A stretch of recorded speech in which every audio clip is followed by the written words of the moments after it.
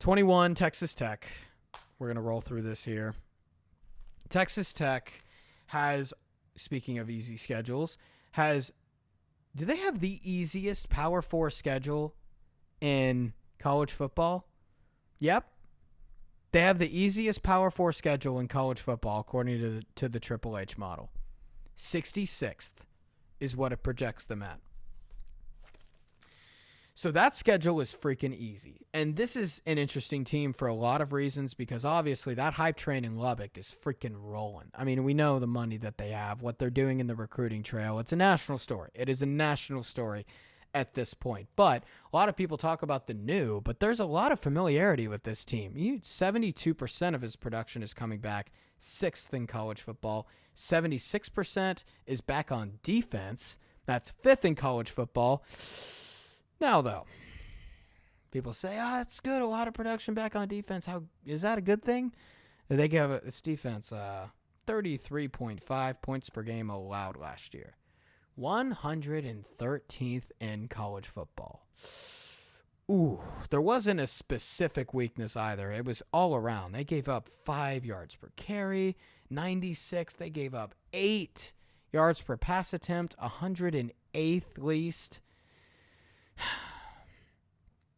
So this offense is going to be elite, very good, but how good? Because this defense is a major concern. I would say that, but McGuire went to the portal, heavy, and he brought in a lot of MFing transfers. 5 transfers in the secondary. Their entire defensive line is transfers. All of it.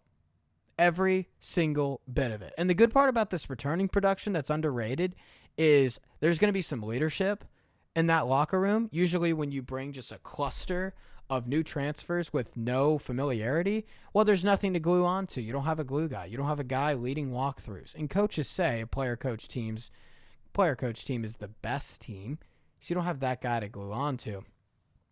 Texas Tech has that. They also have a lot of talent on this defense.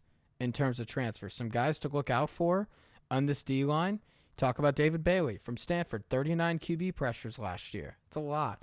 Romello Height from Georgia Tech, 32 QB hurries last year. So they're going to, odds are, get to the quarterback way more efficiently. They have an incredibly easy non-con. They have an easier conference schedule. And this offense is going to be fantastic. 36 points per game last year. 4th in college football. Byron Morton, 27 TDs, 8 picks. Caleb Douglas is back. I love the kid Joyner from USC that they got. He's a speedster. 7.6 yards per carry at running back. Reggie Virgil from Miami of Ohio, another really explosive guy that they got. 20 yards per reception. Led the MAC there. So, on paper, okay, they fixed a lot of their issues in the D-line and the secondary. There's a lot of familiarity. There's a lot of talented transfers. You return a really good quarterback, another one of many in the Big 12. You get a really good running back in the portal. You get some explosive guys at that receiving core. This is by far and away the most talented team in the Big 12. 3.8 average talent rating, 23rd in the country. That's very high. For a Big 12 team, I think there's not a single one in the top 30 in the Big 12. So this is the most talented team the Big 12 has to offer. All of that on paper should work out. But sometimes in football,